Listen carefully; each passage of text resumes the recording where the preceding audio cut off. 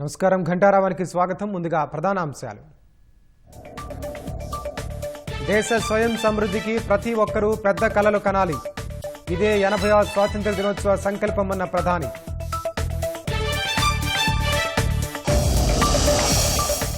మహిళా రిజర్వేషన్ల అమలుకు సహకరించాలన్న ప్రధాని. వివాదాలు వదిలి రాజకీయ పార్టీలన్నీ ఏకతాటిపైకి రావాలని విజ్ఞప్తి. 20 ఏళ్లలో ప్రపంచాన్ని జయిద్దామనే లక్ష్యంతో ముందుకెళ్దామన్న సీఎం. భవిష్యత్తు కోసం అందరం కలిసికట్టుగా నడుద్దామని పిలుపు. మహిళలతో కలిసి ఆర్టీసీ బస్సులో ప్రయాణించిన చంద్రబాబు. శ్రీశక్తి ప్రారంభించి ఏడాది పూర్తయిన సందర్భంగా ముఖాముఖి.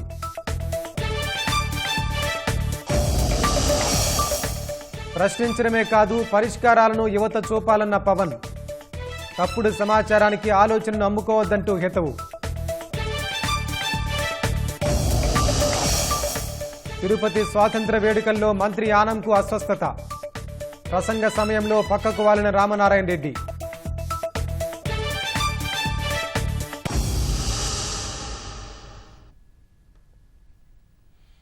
రాష్ట్ర పునర్నిర్మాణం కోసం పాలకులుగా కాకుండా సేవకులుగా పనిచేస్తున్నామని ముఖ్యమంత్రి చంద్రబాబు వెల్లడించారు. చేతిలో జాతీయ జెండా, గుండెల్లో బలమైన అజెండాతో భవిష్యత్తు కోసం కలిసికట్టుగా నడుద్దామని ఆయన పిలుపునిచ్చారు.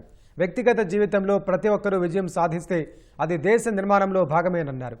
వచ్చే 20 ఏళ్లలో ప్రపంచాన్ని జయిద్దామనే లక్ష్యంతో ముందుకు సాగుదామన్నారు. విధ్వంసం నుంచి వికాసం దిశగా కూటమి ప్రభుత్వం రాష్ట్రాన్ని ముందుకు తీసుకెళ్తోందని చంద్రబాబు వెల్లడించారు. రాజధాని అమరావతిలో తొలిసారిగా నిర్వహించిన స్వాతంత్ర వేడుకల్లో సీఎం పాల్గొన్నారు. జాతీయ జెండా ఆవిష్కరించి గౌరవవందనం స్వీకరించారు. అనంతరం శకటాల ప్రదర్శనను తిలకించారు.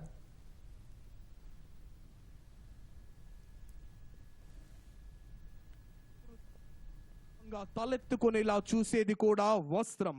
అదే నేతన్నల చేనేత వస్త్రం, ఆవతి శకటం.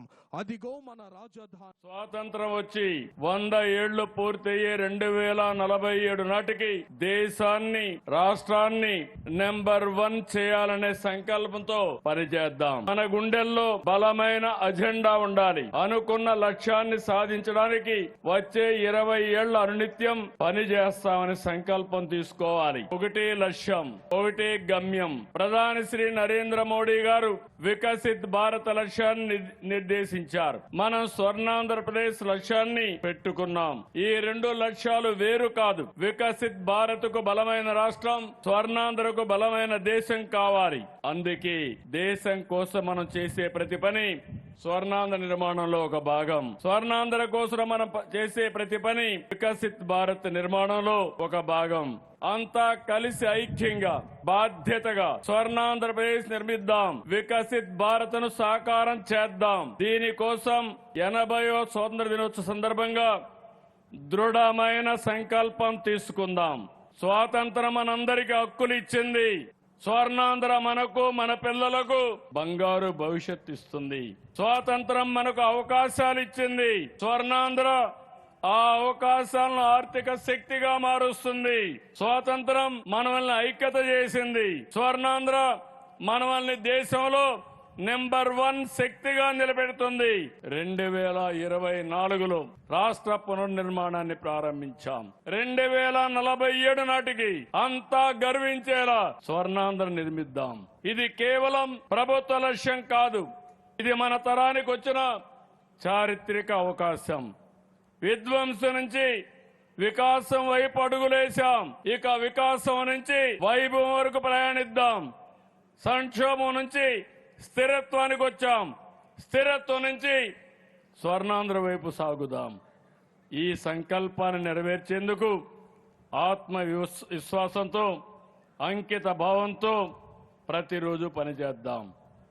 మన సంకల్పం ఒకటి, భారత్ ప్రపంచంలో నెంబర్ 1 కావాలి. ప్రపంచంలో తెలుగు జాతి నెంబర్ 1 కావాలి. వికసిత్ భారత్ నిర్మిద్దాం. స్వర్ణాంధ్రప్రదేశ్ సాధిద్దాం. జై తెలుగు తల్లి, జై హింద్. యువత ఉద్యోగాలు సృష్టించే స్థాయికి ఎదగాలని ముఖ్యమంత్రి చంద్రబాబు ఆకాంక్షించారు. యువత కలలకు ప్రభుత్వం అండగా ఉంటుందని స్పష్టం చేశారు. ప్రభుత్వం సృష్టించే అవకాశాలను సద్వినియోగం చేసుకుని అద్భుతాలు సృష్టించాలని సూచించారు. సమాజంలోని చివరి వ్యక్తికి కూడా సాయం అందేలా పనిచేస్తున్నామన్నారు. ఎన్నికల హామీలో చెప్పని వాటికి కూడా అమలు చేస్తున్నామని చెప్పారు. తల్లికి వందనం సాయాన్ని ఖర్చులా చూడకుండా పిల్లల భవిష్యత్తుపై పెట్టుబడిగా భావిస్తున్నామన్నారు. 2029 నాటికి అందరికీ ఇళ్లు నిర్మించాలనేది తమ లక్ష్యమని స్పష్టం చేశారు. రాజధాని అమరావతిలో తొలిసారిగా నిర్వహించిన స్వాతంత్ర వేడుకల్లో సీఎం పాల్గొని ప్రసంగించారు. నవ్యాంధ్ర భవిష్యత్తు యువత చేతుల్లో ఉంది. వారంతా ఉద్యోగాలు సృష్టించే స్థాయికి ఎదగాలి. ప్రపంచ స్థాయి నైపుణ్యాలతో గ్లోబల్ లీడర్లుగా ఎదగాలి. ఉద్యోగాల కోసం మీరు ఎడడం కాదు, ఉద్యోగాలు ఉపాధి అవకాశాలు రాష్ట్రానికి వచ్చేలా చేస్తున్నాం. నిరుద్యోగుల కోసం నైపుణ్యం అనే ఇంటిగ్రేటెడ్ ప్లాట్ఫామ్ తీసుకొచ్చాం. మెగా డిఎస్సి 2025 ద్వారా 15,941 ఉపాధ్యాయ పోస్టుల్ని పారదర్శకంగా భర్తీ చేశాం. దీనికి ఎన్నో అడ్డంకులు వచ్చాయి, సృష్టించారు, తప్పుడు ఆరోపణలు చేశారు. అన్ని అధిగమించి తొలి సంతకాన్ని నిలబెట్టుకుని ముందుకు పోతున్నాం. ఇక ప్రతి ఏటా డిఎస్సి ద్వారా ఉపాధ్యాయ పోస్టులు భర్తీ చేస్తామని ఈ వేదిక నుంచి ప్రకటిస్తున్నాను. ఈ ఏడాది 10,000 పైగా ఉద్యోగాలతో ఇప్పటికే జాబ్ క్యాలెండర్ విడుదల చేశాం. రతన్ టాటా ఇన్నోవేషన్ హబ్తో నూతన ఆవిష్కరణలకు తోడ్పాటు ఇస్తున్నాం. యువతకు మా సందేశం ఒకటే, మీ కలలకు ప్రభుత్వం అండగా ఉంటుంది. మేము అవకాశాలు సృష్టిస్తాం, మీరు సద్వినియోగం చేసుకోండి, అద్భుతాలు సృష్టించండి. మీ ప్రతిభకు ఆకాశమే హద్దు. మీ ఆవిష్కరణలకు ప్రపంచం జై కొట్టాలి. పెట్టుబడులు వెల్లువ, ఉపాధి ఉద్యోగాల సృష్టి, పారిశ్రామికవేత్తల్లో నమ్మకం పెంచేందుకు 28 కొత్త పాలసీలు తీసుకొచ్చాం. సామాజిక న్యాయం జరిగినప్పుడే నిజమైన అభివృద్ధి. ప్రతి వర్గానికి న్యాయం జరిగేలా చూస్తున్నాం. బీసీలకు మా ప్రభుత్వం ఎప్పుడూ పెద్దపీట వేస్తుంది.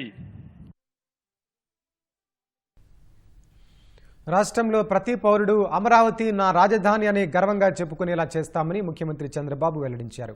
డీప్ టెక్ క్యాపిటల్గా అమరావతి ప్రపంచ స్థాయి నగరంగా నిర్మాణమవుతుందన్నారు. రాజకీయ ముసుగులో నేరాలకు పాల్పడే వారిపై కఠినంగా ఉంటామని హెచ్చరించారు. ఆడబిడ్డలపై అఘాయిత్యాలకు పాల్పడితే అదే వారికి చివరి రోజని ఆయన స్పష్టం చేశారు. రాష్ట్రంలోని ప్రతి ఎకరాకు సాగునీరు అందించేందుకు 26 నెలల్లో సాగునీటి ప్రాజెక్టుల కోసం దాదాపు 25,000 కోట్లు ఖర్చు చేశామన్నారు. వచ్చే 3 ఏళ్లలో 35,000 కోట్లతో 36 ప్రధాన సాగునీటి ప్రాజెక్టులను పూర్తి చేయడానికి ఇరిగేషన్ క్యాలెండర్ విడుదల చేశామని తెలిపారు. అమరావతిలో జరిగిన స్వాతంత్ర్య దినోత్సవ కార్యక్రమంలో పాల్గొన్న సీఎం అమరావతి సహా అనేక విషయాలపై ప్రసంగించారు. అమరావతి ఆంధ్రుల ఆత్మగౌరవం, 5.5 కోట్ల ఆంధ్రుల ఆత్మగౌరవానికి ప్రతీక. మన రాజధాని అమరావతి. రాజధాని నిర్మాణం కోసం చరిత్రలో ఎప్పుడూ లేని విధంగా వేలాది మంది రైతులు, వేలాది ఎకరాల భూమి ఒక వినూత్నంగా ₹1 ఖర్చు లేకుండా ల్యాండ్ పూలింగ్లు ఇచ్చారు. ఆ రైతులకు మనస్ఫూర్తిగా మరొక్కసారి నా అభినందనలు, నా ధన్యవాదాలు తెలియజేస్తున్నా. ఇది ఇలాంటి స్ఫూర్తి దేశంలోనే కాదు, ప్రపంచంలోనే ఒక ఆదర్శం. ఇది ఒక గొప్ప శుభ పరిణామం. సెల్ఫ్ ఫైనాన్స్ ప్రాజెక్టుగా రాజధాని నిలుస్తుంది. బ్లూ సిటీ, గ్రీన్ సిటీ, అదే మరి green energy, carbon neutral, no pole city, deep tech క్యాపిటల్గా అమరావతి ప్రపంచ స్థాయి నగరంగా నిర్మాణం అవుతుంది. రాజధానిలో 50,000 కోట్ల విలువైన పనులు 25-30 వేల మందితో రాత్రింబగుళ్ళు జరుగుతున్నాయి. భవిష్యత్తులో ప్రతి పౌరుడు అమరావతి నా రాజధానిని గర్వంగా చెప్పుకునేలా ప్రపంచంలోనే నెంబర్ 1 రాజధానిగా అమరావతిని తయారు చేస్తామని రాష్ట్రానికి విజ్ఞప్తి చేస్తున్నా. ఇప్పుడు మన ముందుకు రాష్ట్రంలో 3 ప్రాంతాలు ఎదిగి ప్రతి జిల్లా ప్రగతి సాధించడమే నిజమైన అభివృద్ధి అని ఆంధ్రప్రదేశ్ ముఖ్యమంత్రి చంద్రబాబు తెలిపారు. సామాజిక న్యాయం జరిగినప్పుడే ప్రజలకు అభివృద్ధి ఫలాలు అందుతాయన్నారు. సంక్షేమం, అభివృద్ధి సమతూకంగా ముందుకెళ్తున్నామని వెల్లడించారు. హెల్దీ, వెల్దీ, హ్యాపీ ఏపీ లక్ష్యం కోసం 10 సూత్రాలు రూపొందించుకున్నామని సీఎం అన్నారు. 2014-19 మధ్య 13.5% ఉన్న రాష్ట్ర వృద్ధి రేటు 2019-24 మధ్య 10.3% పడిపోయిందని విమర్శించారు. అన్ని వ్యవస్థలను తిరిగి గాడిలో పెట్టడంతో వృద్ధి రేటు 11.3% పెరిగిందని సీఎం చంద్రబాబు తెలిపారు. కేంద్ర సహకారంతో కొత్త ఊపిరి. 24 నెలల క్రితం మేము పాలన ప్రారంభించినట్టు చుట్టూ చీకట్లు, కానీ ప్రజల మద్దతు, కూటమి ఐక్యత, కేంద్ర ప్రభుత్వ సహకారం ఈ 3 రాష్ట్రానికి కొత్త ఊపిరి పోశాయి. Polavaram, Amaravati, Visakhapatnam steel plant, Visakhapatnam railway zone, అంతర్జాతీయ పెట్టుబడులు, ఇలా అన్నింటిలో కేంద్రం సహకారం అందిస్తుంది. 2014-19 మధ్య రాష్ట్ర అభివృద్ధి రేటు 13.5% ఉంటే 19-24 మధ్య 10.3% పడిపోయింది. అన్ని వ్యవస్థలు తిరిగి గాడిలో పెట్టడంతో నేడు వృద్ధి రేటు 11.3% పెరిగింది. గత ప్రభుత్వం వదిలి వెళ్లినటువంటి 9,74,000 కోట్ల అప్పులు, బకాయిలు రాష్ట్రానికి గుదిబండగా మారాయి. అయినా నమ్మకంగా ముందుకెళ్లాం. 370 రుణాలపై వడ్డీ భారం తగ్గించాం. ఇప్పటి వరకు 8,269 కోట్ల ఆదా అయ్యేలా రుణాలు రీషెడ్యూల్ చేశాం. గత ప్రభుత్వం నిలిపివేసిన 86 కేంద్ర ప్రాయోజిత పథకాలను పునరుద్ధరించాం.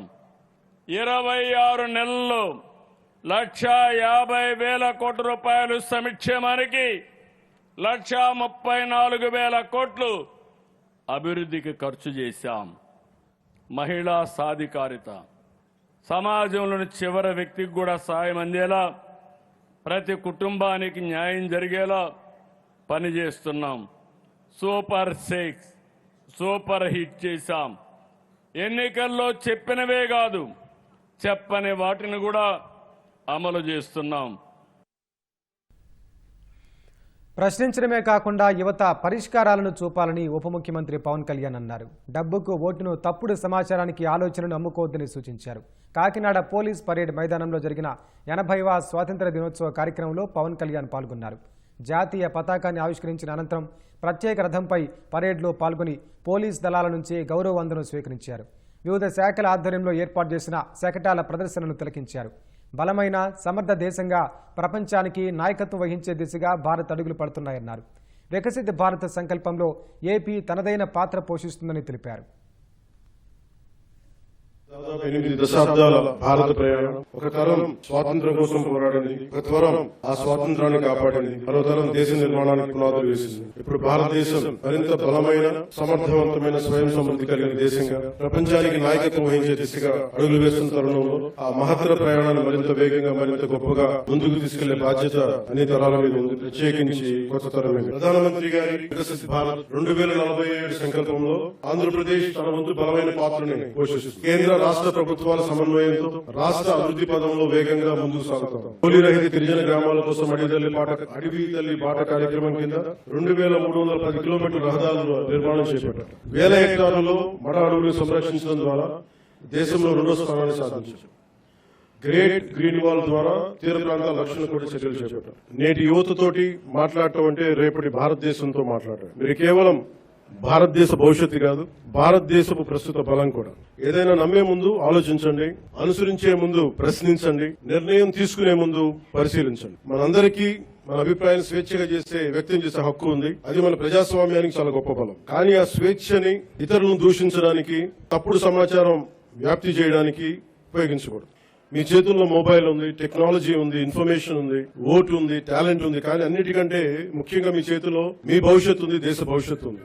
మీ ఆలోచన స్వేచ్ఛగా ఉండాలి, అన్యాయంపై అసహనం ఉండాలి, మార్పు తీసుకురావాలని తపన ఉండాలి. ప్రభుత్వాన్ని ప్రశ్నించండి, విధానాలను విమర్శించండి, నిరసన తెలియజేయండి. కానీ మీ కోపాన్ని విధ్వంసంగా కాకుండా నిర్మాణాత్మక శక్తిగా మార్చండి. పోరాడే సమస్యలు నిజమైనవే కావచ్చు, కానీ వాటిని ఎవరు ఏ దిశలోకి తీసుకువెళ్తున్నారు అనేది ఆలోచించాలి. వ్యవస్థలో తప్పుంటే వ్యవస్థని ధ్వంసం చేయడం కాదు, వ్యవస్థని సరిచేయడం అంటే మనకు లక్ష్యం కావాలి. నేను కూడా ప్రజా సమస్యల కోసం అనేక ఉద్యమాలు చేశాను, కానీ ఎక్కడా కూడా ప్రజల ఆస్తుల్ని ధ్వంసం చేయడం గాని, హింసకి దారి తీయడం గాని, సమాజాన్ని విభజించడం ఎప్పుడు మార్పుకి మార్గం కాదనే ఆలోచన ఎప్పుడు దృష్టిలో పెట్టుకుని ఉద్యమాలు చేశాం. భారతదేశానికి ప్రతిభ కొరవలేదు, అవకాశాలు కావాలి, అవకాశాలను సృష్టించే సమయం ఇది. ప్రపంచంలోని పెద్ద సంస్థలకి నాయకత్వం వహిస్తున్న భారతీయుల నుంచి, అంతరిక్షం నుంచి డిజిటల్ టెక్నాలజీ వరకు, భారత్ సాధిస్తున్న విజయాల వరకు మన సామర్థ్యాన్ని చాటి చెప్పడం, సామర్థ్యానికి ప్రపంచమే సాక్ష్యం. కాబట్టి యువతకి నా పిలుపు ఒకటే, డబ్బుకి మీ ఓటు నమ్ముకోకండి, తప్పుడు సమాచారానికి మీ ఆలోచన నమ్ముకోకండి, ద్వేషానికి మీ భవిష్యత్తును అప్పగించకండి. ప్రశ్నించే యువత కావాలి,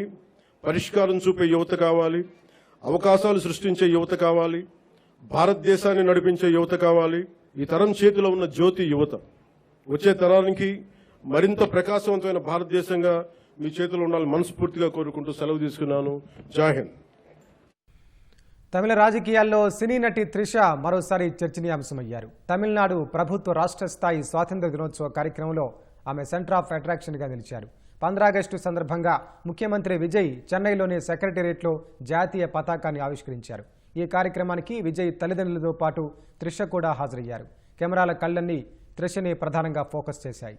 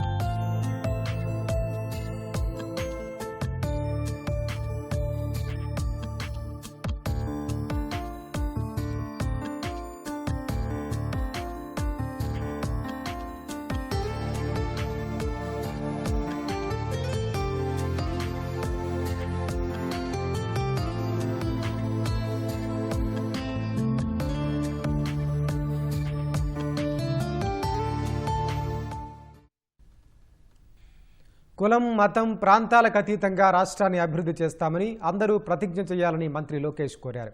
ఏపీ అన్ని రంగాల్లో ప్రగతి సాధించే వరకు కసి పట్టుదలతో పనిచేయాలని పిలుపునిచ్చారు. అమరావతి, విశాఖ, కర్నూలును హైదరాబాద్, బెంగళూరు, చెన్నైలా అభివృద్ధి చేసేందుకు అందరూ కలిసి రావాలని కోరారు. విజయవాడ మాకినేని బసవపున్నయ్య స్టేడియంలో నిర్వహించిన స్వాతంత్ర వేడుకల్లో ఆయన పాల్గొన్నారు. త్రివర్ణ పతాకాన్ని ఎగరవేశారు. ఆగస్టు 9, 1965లో మలేషియా నుంచి సింగపూర్ విడిపోయింది. ఒక చిన్న మత్స్యకార దేశం ఆనాడు సింగపూర్. మన రాష్ట్రానికి ఉన్న న్యాచురల్ రిసోర్సెస్ కూడా సింగపూర్ కి లేవు. కానీ ఒక్క నాయకుడు ఆ దేశ చరిత్ర మార్చేశాడు. ఆ నాయకుడే ఆనాటి ప్రధానమంత్రి లీ కువాన్ యూ గారు. We will survive, we will build this country ourselves అని లీ కువాన్ యూ గారు అన్నారు. అక్కడి నుంచి ప్రయాణం ప్రారంభిస్తే చిన్న దేశమైన ఏకంగా 20th లార్జెస్ట్ ఎకానమీగా వాళ్ళు తీర్చిదిద్దుకున్నారు. ఒక చిన్న దేశం ఇంత అద్భుతాలు చేసినంటే మనం ఎంత సాధించుకోగలుగుతామో ఒక్కసారి ఇక్కడున్న యువకులందరూ ఆలోచించాల్సిన అవసరం ఉంది. ఇంకెంతకాలం మన పక్క రాష్ట్రాల వైపు చూస్తాం? ఇంకెన్నాళ్ళని ఉద్యోగాలు, ఉపాధి కోసం పక్క రాష్ట్రాల వైపు వెళ్తాం? నేను ఈరోజు ఎప్పుడన్నా హైదరాబాద్కి వెళ్ళినా, ఒక చెన్నై, బెంగళూరుకి వెళ్ళినా వాళ్ళ అభివృద్ధి చెందుతుందే నాలో ఆ అభివృద్ధి కసి పెంచుతుంది. కేవలం ఒక హైదరాబాద్, బెంగళూరు, చెన్నై కాదు, ఒక అమరావతి, ఒక విశాఖపట్నం, ఒక కర్నూలుని అంత అద్భుతంగా అభివృద్ధి చేయాలని నాలో కసి పెంచింది. మన ముఖ్యమంత్రి గారి విజన్ 2047కి $2.4 ట్రిలియన్ ఎకానమీ అవ్వాలని. ఈ రోజు ఈ జాతీయ జెండా సాక్షిగా మనందరం ఒక ప్రామిస్ చేద్దాం. నేను కులం, మతం, ప్రాంతం అతీతంగా రాష్ట్రాన్ని అభివృద్ధి చేస్తాం, రాష్ట్ర అభివృద్ధిలో భాగస్వామ్యం అవుతామని మనందరం ప్రతిజ్ఞ చేయాల్సిన అవసరం ఉంది. నా రాష్ట్రం అన్ని రంగాల్లో నంబర్ 1 అయ్యే వరకు ఒక కసితో, ఒక పట్టుదలతో పని చేస్తానని ప్రతిజ్ఞ చేయాలని ఇక్కడున్న పిల్లలందరికీ నేను పిలిపిస్తున్నా. ముఖ్యమంత్రి చంద్రబాబుపై మంత్రి లోకేష్ ఆసక్తికర వ్యాఖ్యలు చేశారు. బాబు కమిట్మెంట్, స్పీడ్ గురించి చెబుతూ ఆయనలో 4 మనుషులున్నారని వివరించారు. మన గౌరవ ముఖ్యమంత్రి చంద్రబాబు నాయుడు గారు రాష్ట్రం కోసం అహర్నిశలు కష్టపడుతున్నారు. ఆయన వయసు 76 సంవత్సరాలు అయినా ఆయనలో 25 సంవత్సరాలు కుర్రోళ్ళు ఉన్నారు. 1 సంవత్సరం బాబు కూడా ఉన్నారు. అది ఆయన స్పీడ్. ఆయన స్పీడ్ ఈ రోజు కూడా కేబినెట్లు ఉన్న మాలాంటి యువకులం అందుకోలేకపోతున్నాం. ఆయన నిరంతరం రాష్ట్రం కోసం కష్టపడాలి, ప్రజలకు ఉద్యోగాలు కల్పించాలి, అన్ని రంగాల్లో ఆంధ్ర రాష్ట్రం నంబర్ 1 చేయాలని లక్ష్యంతో ఆయన పనిచేయడం జరుగుతుంది. మన జాతీయ జెండా ఎగిరేది గాలి వల్ల కాదని, స్వాతంత్ర సమరయోధుల చివరి శ్వాస వల్ల అని హైకోర్టు ప్రధాన న్యాయమూర్తి జస్టిస్ లీసా గిల్ అన్నారు. సరిహద్దుల్లో సైనికులు రక్షణగా ఉండటం వల్లే మనం ప్రశాంతంగా నిద్రపోతున్నామని తెలిపారు. స్వాతంత్ర దినోత్సవం సందర్భంగా హైకోర్టు ఆవరణలో త్రివర్ణ పతాకాన్ని ఆవిష్కరించారు. Always remember that this flag does not fly because of the blowing breeze. It flies high and proud with the last breath of every freedom fighter who laid down his life for the sake of the freedom of our country. I may say we must pay tribute not only to those who have made sacrifices, but those who are still doing that. Members of our armed forces who are regularly protecting our borders and ensure that we all sleep peacefully. In Andhra Pradesh, Mediation for the Nation campaigns 1.0 and 2.0 were actively implemented through the state legal services authorities across district courts and mediation center. Now the campaign 3.0 has been launched on 1st of August 2026. During the last year, 4 national Lok Adalats have been conducted, with the last one on 11th of July 2026. 13,95,017 cases were resolved therein. Digitization of judicial records, paperless courts, stakeholder-oriented service, automation of internal administrative processes are some of the initiatives undertaken successfully. It was during the difficult and turbulent times of COVID-19 that we realized the benefits of technology, when we were able to achieve the distinction of being probably only one of the countries in the world where the doors of courts were not shut for the citizens. Hybrid hearing through video conferencing is the new normal. Recording of evidence through VC, that has now been institutionalized and regularized with specific rules put in place. Let us forge ahead in a manner that the courts do not stand only as architectural monuments of stone, brick and mortar, but as living sanctuaries where truth is instantaneous and equality is absolute. Let our work be our worship. Let the clear stream of justice flow seamlessly, ceaselessly and fearlessly. వాడవాడల 15 August వేడుకలు అట్టహాసంగా సాగుతున్నాయి. కాకినాడ జిల్లా తునిలో జిల్లా పరిషత్ బాలికోన్నత పాఠశాలలో జరిగిన స్వాతంత్ర వేడుకల్లో MLA Yanamala దివ్య పాల్గొని జాతీయ జెండాను ఆవిష్కరించారు. 10వ తరగతి ఫలితాల్లో రాష్ట్ర స్థాయిలో ఉత్తమ స్థానాలు సాధించిన విద్యార్థులను సత్కరించి జ్ఞాపిక, నగదు బహుమతి అందించారు. కోనసీమ జిల్లా కొత్తపేట మండలం కొత్తపేట నియోజకవర్గం వాడపాలెంలోని పంచాయతీ కార్యాలయం, ప్రభుత్వ పాఠశాల వద్ద ఎమ్మెల్యే బండారు సత్యానందరావు జాతీయ జెండాను ఎగరవేశారు. స్వాతంత్ర సమరయోధులు చేసిన కృషిని ఆయన కొనియాడారు. గన్నవరం నియోజకవర్గం వివిధ మండలాల్లోని విద్యా సంస్థలు, కళాశాలలు, ప్రభుత్వ, ప్రైవేటు కార్యాలయాల్లో త్రివర్ణ పతాకాలను ఎగరవేశారు. అంబాజీపేట జిల్లా పరిషత్ ఉన్నత పాఠశాలలో విద్యార్థులు జాతీయ నాయకుల వేషధారణలు ప్రత్యేకంగా ఆకట్టుకున్నాయి. కడప జిల్లా కమలాపురం ఎంపీడీఓ కాలనీలోని మండల పరిషత్ ప్రాథమిక పాఠశాలలో విద్యార్థులు జాతీయ గీతాన్ని ఆలపించారు. విద్యార్థులు చేసిన నృత్య ప్రదర్శనలు ఆకట్టుకున్నాయి.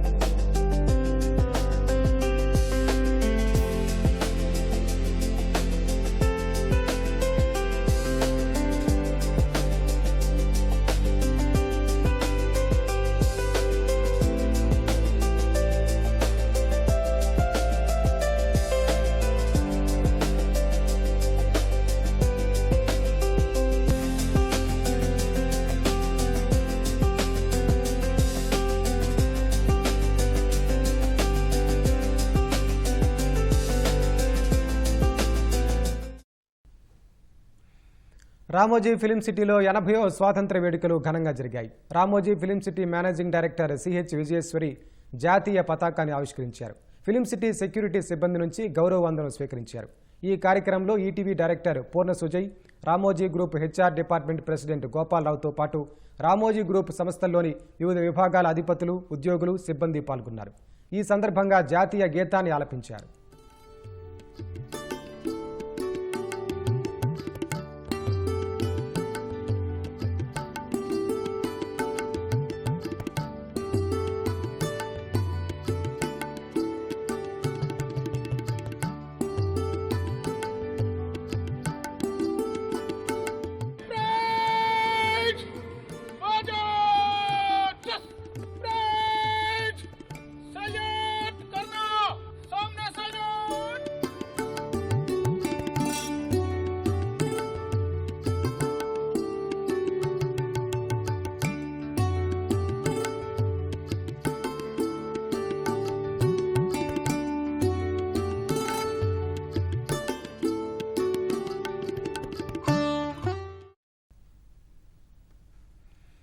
స్వాతంత్ర్య దినోత్సవ కార్యక్రమంలో దేవాదాయ శాఖ మంత్రి ఆనం రామనారాయణ రెడ్డి స్వల్ప అస్వస్థతకు గురయ్యారు.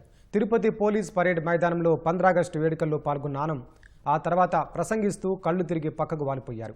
భద్రతా సిబ్బంది వెంటనే అప్రమత్తమై కింద పడకుండా పట్టుకున్నారు. పక్కన కూర్చోబెట్టి సపర్యలు చేశారు. వైద్య సిబ్బంది సకాలంలో స్పందించి ప్రాథమిక చికిత్స అందించారు. ఆనం ఆరోగ్య పరిస్థితి నిలకడగా ఉందని వైద్యులు తెలిపారు.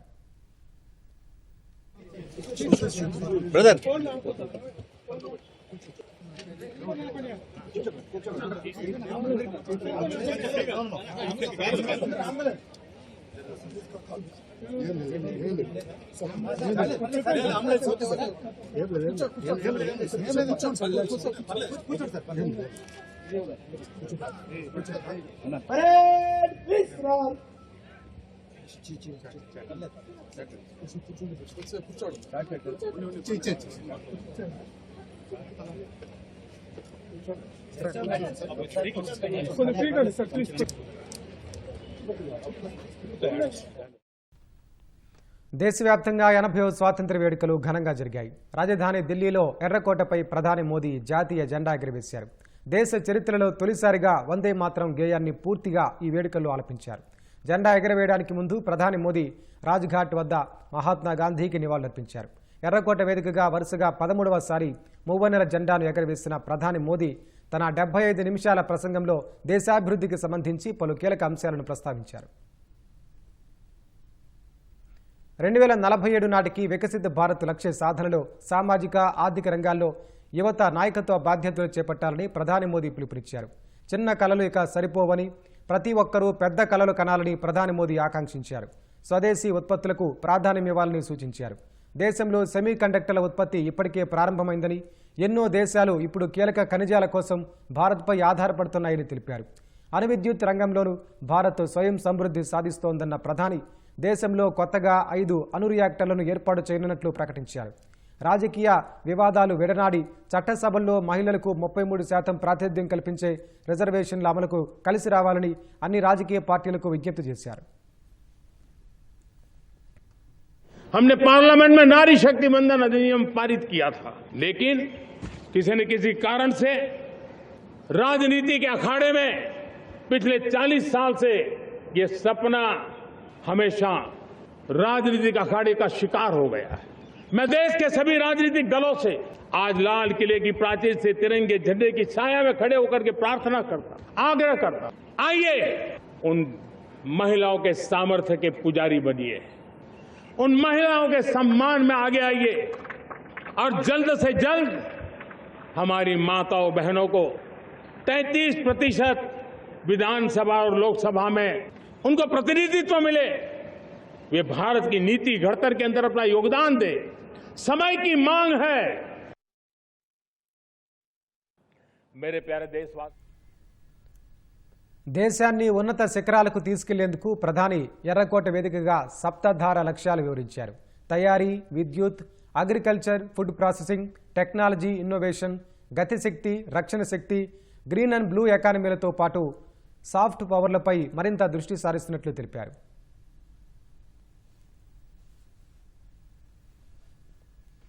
मेरे प्यारे देशवासियों, आपको जानकर के हैरानी होगी, ये जो हमारी रेलवे है उसका इलेक्ट्रिफिकेशन का काम हमारे देश में 1925 में शुरू हुआ। 90 साल में सिर्फ 30% रेल का इलेक्ट्रिफिकेशन हुआ था, यानी 90 साल में 30%।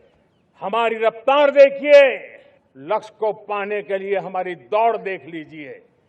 हमने एक दशक के अंदर 100% काम पूरा कर दिया। हमने सोचा भी नहीं था कि हमें इसमें भी कुछ मुसीबतों का झेलना पड़ेगा। पिछले 10-12 वर्ष में कितने संकटों का सामना करना पड़ा। कोरोना जैसी वैश्विक महामारी ने पूरी दुनिया को चिंता में डाल दिया था। सारी व्यवस्थाएं चरमरा गई। वेस्ट एशिया का क्राइसिस आया, पेट्रोल पंप पे पेट्रोल नहीं मिलेगा, गैस नहीं मिलेगा, डीजल नहीं मिलेगा, फर्टिलाइजर नहीं मिलेगा। सारी दुनिया भर की अफवाहें फैला करके भारत के लोगों को भयभीत करने का, डराने का, चिंता के अंदर डुबो देने का कुछ लोगों को आनंद आ रहा था। लेकिन देश ने देख लिया कि पिछले 10-12 साल की सुविचारित योजनाएं रंग ला रही है और हम इतने बड़े संकट के बावजूद भी नागरिक देवो भव के मंत्र को लेकर के जीते हुए भारत ने जो तैयारियां की थी, एक के बाद एक कदम उठाया था। सोचा नहीं था कि संकट आएगा, लेकिन उस संकट के समय में ये सारी चीजें काम आ गई और आज देश में गैस भी है, पेट्रोल भी है, यूरिया भी है।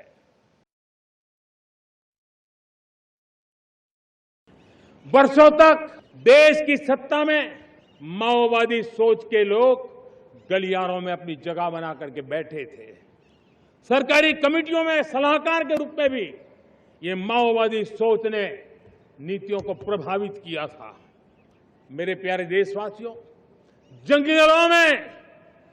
जंगलों में हमें हथियारी नक्सलों का खात्मा बुलाने में, उस संकट से देश को मुक्त कराने में सफलता मिली है। लेकिन हथियारी नक्सल तो गए, लेकिन दिमागी नक्सल, ये दिमागी नक्सल मौके की तलाश में है। हिंसा, अराजकता के वो रास्ते खोज रहे हैं। समाज को गलत राह पर घसीटने के लिए भांति भांति के दांव कर रहे हैं। రాబోయే ఏడాది కాలంలో 1 కోటి మంది యువతకు ఏఐ నైపుణ్య శిక్షణను ఇవ్వనున్నట్టు ప్రధాని తెలిపారు. తద్వారా ఏఐ రంగంలో ప్రపంచానికి నాయకత్వం వహించే సామర్థ్యాన్ని దేశ యువత సొంతం చేసుకుంటారని అన్నారు. పేద మధ్యతరగతి కుటుంబాలపై ఆర్థిక భారాన్ని తగ్గించేందుకు పోటీ పరీక్షలకు సిద్ధమయ్యే యువతకు ఉచితంగా ఆన్లైన్ కోచింగ్ అందిస్తామని ఎర్రకోట వేదికగా ప్రధాని మోదీ ప్రకటించారు. विकसित भारत की यात्रा में युवाओं की बहुत बड़ी भूमिका है। इतना ही नहीं, विकसित भारत का सबसे बड़ा लाभार्थी भी मेरे देश का युवा है। साथियों, पिछले 10-12 साल में उस दिशा में बहुत कुछ हुआ है। स्टार्टअप इंडिया अभियान, आज पूरे देश में 2.5 लाख से ज्यादा रजिस्टर्ड स्टार्टअप बन गए। देश के नौजवान खुद तो काम कर रहे हैं, अनेकों को रोजगार दे रहे हैं। 1 लाख करोड़ रुपया इनोवेशन फंड भारत सरकार ने घोषित किया है। 1 लाख करोड़ रुपया आपके दिल दिमाग को सामर्थ्य देने का एक व्यवस्था हमने कर दी है।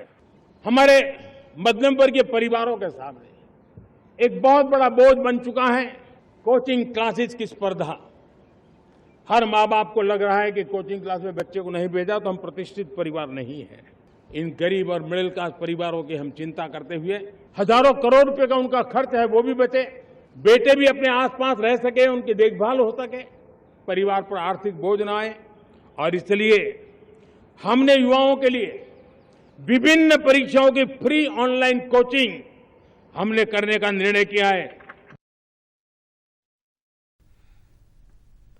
లోక్సభలో ప్రతిపక్ష నేత రాహుల్ గాంధీ వరుసగా 2వ ఏడాది ఎర్రకోట వద్ద స్వాతంత్ర వేడుకలకు దూరంగా ఉండడంపై బీజేపీ మండిపడింది.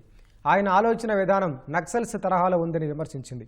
దేశభక్తుడైన ఏ ప్రతిపక్ష నేత, ప్రజాప్రతినిధిగా ఉన్న వ్యక్తులు స్వచ్ఛందంగానే స్వాతంత్ర వేడుకలకు హాజరు కావాలని బీజేపీ అధికార ప్రతినిధి ప్రదీప్ భండారి ఎక్స్లో పేర్కొన్నారు. రాహుల్ గాంధీ నిర్ణయం వందే మాతరంపై ఆయన ద్వేషాన్ని తెలియజేస్తోందని ఆరోపించారు. ప్రతిపక్ష నేత పదవికి రాహుల్ గాంధీ అనర్హుడని భండారి మండిపడ్డారు.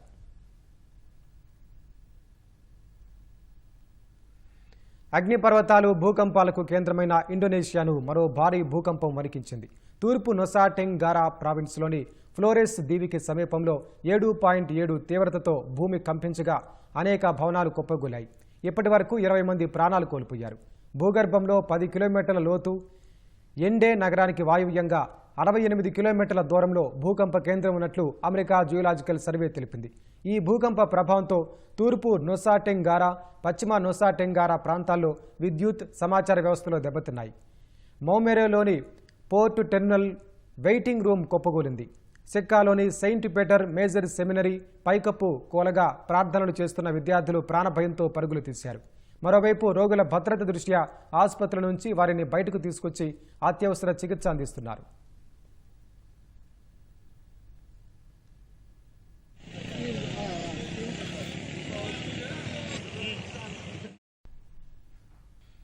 విశాఖ తీరంలో కొట్టుకుపోతున్న ఓ పర్యాటకుడిని జీవీఎంసీ లైఫ్ గార్డ్స్ ప్రాణాలకు తెగించి రక్షించారు. నోవాటెల్ సమీపంలోని బీచ్ వద్ద రాయ్పూర్కు చెందిన పర్యాటకుడు సముద్రంలోకి దిగారు. అలలు అతన్ని లోపలికి ఈడ్చుకెళ్లాయి.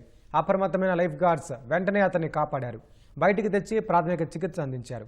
అపస్మారక స్థితిలోకి వెళ్లిన అతనికి మెరుగైన వైద్యం కోసం విశాఖ కేజీహెచ్కు తరలించారు.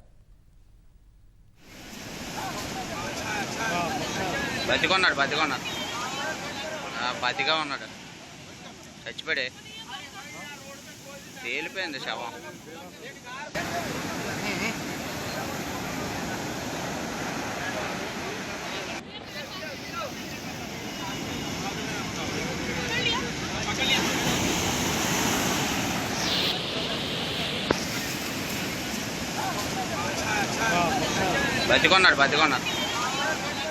బతిగా ఉన్నాడు, చచ్చిపోయాడే, తేలిపోయింది శవం.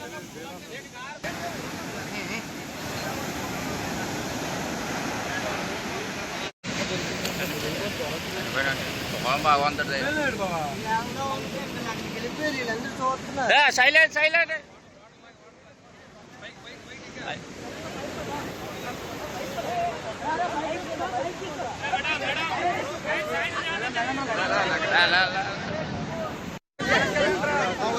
కొంచెం జరగండి అన్న, కొద్దిగా అలా గాలి.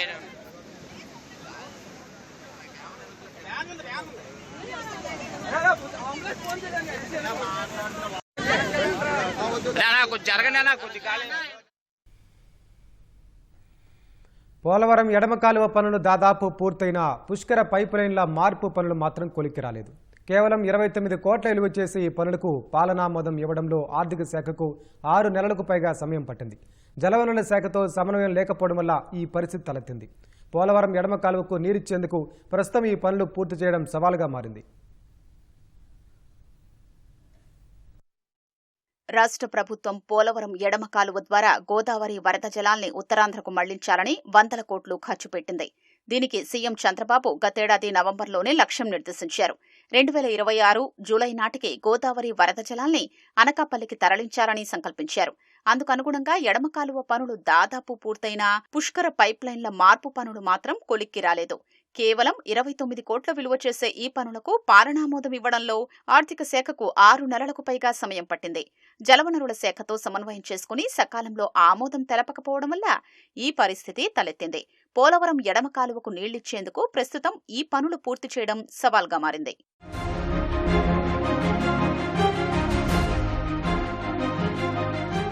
2016 నుంచి పట్టిసీమ ఎత్తిపోతల పథకం నిర్మించి పోలవరం కుడి కాలువకు గోదావరి వరద జలాల్ని మళ్లిస్తున్నారు. అదే తరహాలో పుష్కర, పురుషోత్తపట్నం ఎత్తిపోతల పథకాల్ని ఉపయోగించి ఎడమ కాలువ ద్వారా 4900 క్యూసెక్కులు మళ్లించాలి. పుష్కర ఎత్తిపోతల ఆయకట్టుకు నీళ్లు ఇస్తూనే ఎడమ కాలువలో అనకాపల్లి జిల్లాకు నీళ్లు సరఫరా చేయొచ్చనే ఉద్దేశంతో ముందడుగు వేస్తున్నారు. పురుషోత్తపట్నం నుంచి 3500 క్యూసెక్కులు, పుష్కర నుంచి 1400 క్యూసెక్కులు మళ్లించాలనేది ప్రణాళిక. పోలవరం ప్రధాన డ్యాం నిర్మాణంలో భాగంగా కేఎల్ బండ్ నిర్మాణం చేపట్టారు. ఆ నిర్మాణానికి పుష్కర ఎత్తిపోతల పైపులైను తొలగించాల్సి వచ్చింది. కేఎల్ బండ్ నిర్మాణ ప్రదేశానికి దూరంగా ప్రత్యామ్నాయ పైపులైను వెయ్యాల్సి ఉంది. పుష్కర ఎత్తిపోతల్లో 4.175 కిలోమీటర్ల నుంచి 4.928 కిలోమీటర్ల వరకు 12 వరుసల్లో ఉన్న పైప్లైన్ తొలగించి కొత్తగా నిర్మించేందుకు 29 కోట్లతో పనులు ప్రతిపాదించారు. అక్కడ రాళ్లు, కొండలు ఉన్నందున కొంతవరకు పేలుళ్లు చేపట్టాల్సిన అవసరం ఉంది.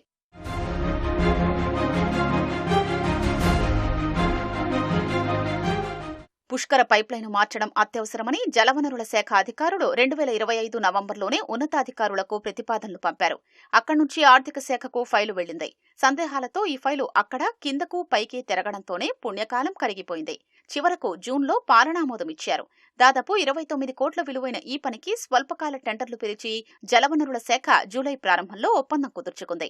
పని పూర్తి చేసేందుకు 12 నెలల గడువు ఇచ్చారు. ఇప్పుడు ఆ పనుల్ని యుద్ధ ప్రాతిపదికన పూర్తి చేయాలని భావిస్తున్నారు. కాగితాలపై ఆమోదానికి 6 నెలలకు పైగా సమయం తీసుకుని క్షేత్రస్థాయిలో పనుల్ని మాత్రం 1-2 నెలల్లోనే పూర్తి చెయ్యాలి అనడమే ఇక్కడ అసలు సమస్యగా మారింది. వైసీపీ హయాంలో గ్రూప్ 1 మూల్యాంకనంలో భారీగా అవకతవకలు జరిగాయని, వాటిని కప్పిపుచ్చుకునేందుకే ఆ పార్టీ నేతలు డీఎస్సీపై ఆరోపణలు చేస్తున్నారని తెలుగుదేశం నేతలు విమర్శించారు. ఒక్కో గ్రూప్ 1 అభ్యర్థి నుంచి వైసీపీ పెద్దలు 5 కోట్ల రూపాయలు లంచం తీసుకున్నారని ఆరోపించారు. ఎంతో పారదర్శకంగా కూటమి ప్రభుత్వం 16,700 టీచర్ల పోస్టులను భర్తీ చేస్తే దానిపై విమర్శలు చేయడం ఏంటని నిలదీశారు. డిఎస్సీలో ఎలాంటి అవకతవకలు జరగల. గత ప్రభుత్వ నిర్వాహకంలో గ్రూప్ 1 పరీక్షల్లో ఏ విధంగా దోపిడీ చేశారు, ఏ విధంగా మూల్యాంకనంలో తప్పు చేసి అయిన వాళ్ళకి కట్టబెట్టారు, ఏ విధంగా అవినీతి జరిగిందో వాళ్ళ ఎంక్వైరీ జరుగుతుంది. ఎంక్వైరీలో నిర్దిష్టంగా వాళ్ళు చేసిన తప్పులన్నీ కూడా కోర్టుకు సమర్పించడం జరుగుతుంది. అది కప్పిపుచ్చుకోవడం కోసం ఎక్కడో ఏదో జరిగిందని దొంగతనం చేసి పారిపోతూ ఎవరినో చూపించి దొంగ అని పారిపోయినట్టుగా జగన్మోహన్ రెడ్డి విధానాలు ఉన్నాయనేది మనం తెలుసుకోవాల్సిన అవసరం ఉంది. ప్రజలు కూడా మేల్కోవాలి. ఇలాంటి దుర్మార్గుల పరిపాలన ఉన్నంత కాలం కూడా ఏ విధంగా నిర్వర్తించారో, ఏ విధంగా ప్రజల గొంతు నొక్కారో ఒకసారి ఆలోచన చేయాలి.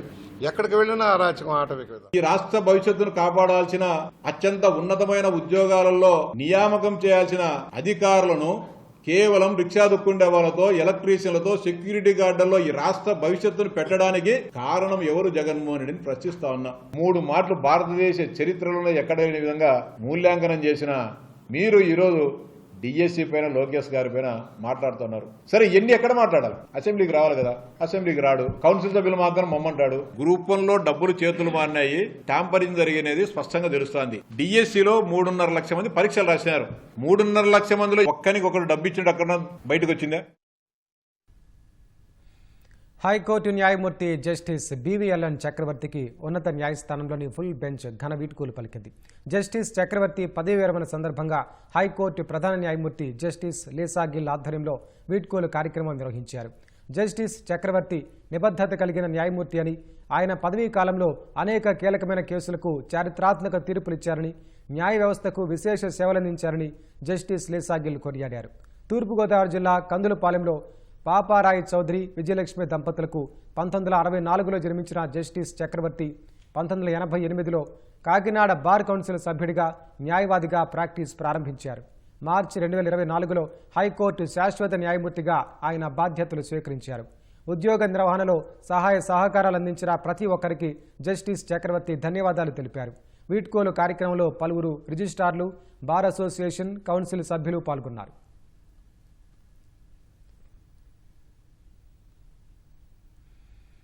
రాష్ట్రంలో 44 లక్షల మంది ఓటర్లకు ఈసీ నోటీసులు జారీ చేసింది.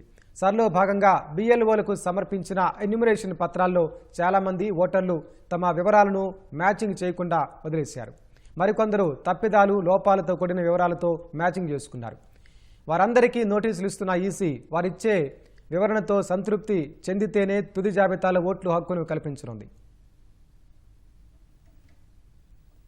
ఓటర్ల జాబితా ప్రత్యేక సమగ్ర సవరణ సర్లో భాగంగా ఇటీవల విడుదల చేసిన ముసాయిదా జాబితాలోని ఓటర్లలో 44.20 లక్షల మందికి ఎన్నికల సంఘం నోటీసులు జారీ చేస్తోంది.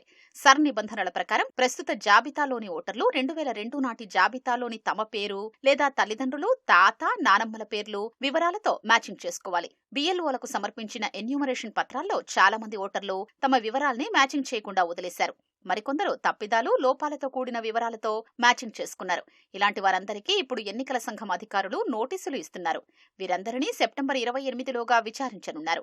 వారిచ్చే వివరణలు, సమర్పించే పత్రాల పట్ల ఎన్నికల సంఘం అధికారులు సంతృప్తి చెందితే వీరి ఓట్లు అక్టోబర్ 3న విడుదల కానున్న తుది జాబితాలో కొనసాగుతాయి. తిరుపతి, అనంతపురం, కడప, శ్రీ సత్యసాయి, పల్నాడు జిల్లాల్లోని వారికి అత్యధికంగా నోటీసులు అందాయి. నోటీసులు జారీ అయిన 44.20 లక్షల మందిలో 36 లక్షల మంది తప్పిదాలు, లోపాలతో మ్యాచింగ్ చేసిన వారేనని ఎన్నికల సంఘం గుర్తించింది.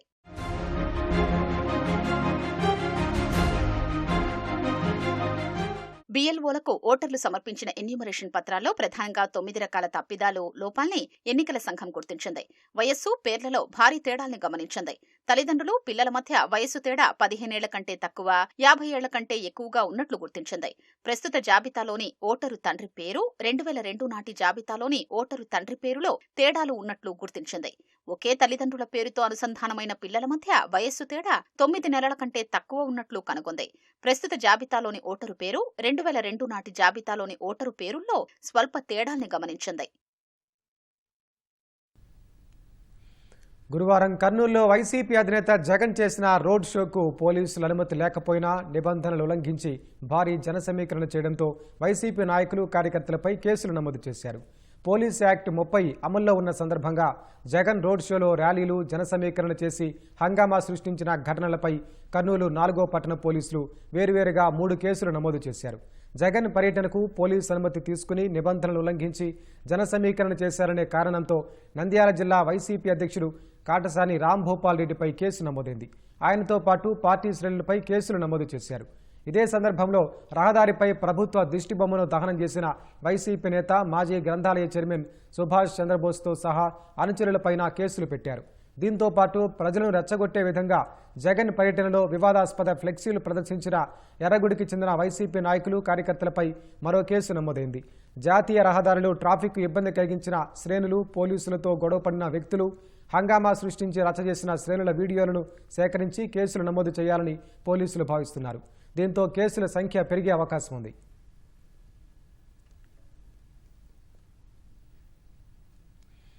అక్టోబర్ మొదటి వారంలో ప్రభుత్వ, స్థానిక సంస్థల ఎన్నికలు నిర్వహించనున్నట్లు తెలుస్తోంది. వెనుకబడిన కులాల రిజర్వేషన్ల ఖరారు కోసం కుటుంబ సమగ్ర సర్వేను ప్రాతిపదికగా తీసుకున్న డెడికేటెడ్ కమిషన్ తన నివేదికను సీఎం చంద్రబాబుకు అందించింది. దీంతో ఈ నెల 17న అసెంబ్లీ సమావేశాల్లో బిల్లు పెట్టి దీన్ని ఆమోదించే అవకాశం ఉంది. అనంతరం ఎన్నికలకు వెళ్తారని సమాచారం. స్థానిక సంస్థల ఎన్నికల్లో బీసీ రిజర్వేషన్ల ఖరారు కోసం నియమించిన డెడికేటెడ్ కమిషన్ ప్రభుత్వానికి తన నివేదికను సమర్పించింది. విశ్రాంత ఐఏఎస్ అధికారి రాజీవ్ రంజన్ మిశ్రా సచివాలయంలో ముఖ్యమంత్రి చంద్రబాబును కలిసి నివేదికను అందించారు. దీనిపై సమగ్ర అధ్యయనం తర్వాత ఈ నెల 18న జరిగే మంత్రివర్గ సమావేశంలో ఆమోదించనున్నారు. ఈ నెల 17 నుంచి మొదలయ్యే అసెంబ్లీ సమావేశాల్లో బిల్లు పెట్టి ఆమోదించే అవకాశం ఉంది. అక్టోబర్ మొదటి వారంలో స్థానిక సంస్థల ఎన్నికలు నిర్వహించనున్నట్లు సమాచారం. ఈ ఏడాది ఫిబ్రవరిలో కమిషన్ ఏర్పాటు కాగా 6 నెలల సమగ్ర అధ్యయనం తర్వాత కమిషన్ 2000కు పైగా పేజీలతో 6 వాల్యూమ్లుగా నివేదికను రూపొందించింది. వెనుకబడిన తరగతుల వివరాల నిర్ధారణకు సమకాలీన డేటాను పరిగణలోనికి తీసుకోవాలని సుప్రీంకోర్టు తీర్పు ఉన్న నేపథ్యంలో కుటుంబ సమగ్ర సర్వేను కమిషన్ ప్రాతిపదికగా తీసుకుంది. దీంతో పాటుగా రాష్ట్ర వ్యాప్తంగా బీసీల స్థితిగతుల అధ్యయనానికి కమిషన్ జిల్లాల్లో పర్యటించింది. ప్రజాప్రతినిధులు, సంఘాల నేతలు, ఆయా సామాజిక వర్గాలకు చెందిన ప్రజల నుంచి వినతులు స్వీకరించింది. సంక్షేమ వివరాల సేకరణకు వివిధ శాఖలతోనూ సమావేశం నిర్వహించింది. ఆయా శాఖల నుంచి బీసీ ఉద్యోగులు, విద్యార్థులు వివిధ పథకాలకు సంబంధించి వెనుకబడిన తరగతుల లబ్ధిదారుల వివరాలను తీసుకుంది. పంచాయతీరాజ్, పురపాలక శాఖల నుంచి గత కొన్నేళ్లుగా జిల్లాల వారీగా పురపాలక సంఘాలు, నగరపాలక సంస్థలు, పంచాయతీల వారీగా సర్పంచులు, వార్డుల్లో ఎన్నికైన బీసీ ప్రజాప్రతినిధుల సంఖ్యను తీసుకుంది. ఏ జిల్లాల్లో ఎంతమేర బీసీలకు పదవులు దక్కాయనే వివరాలను పరిగణలోనికి తీసుకుంది.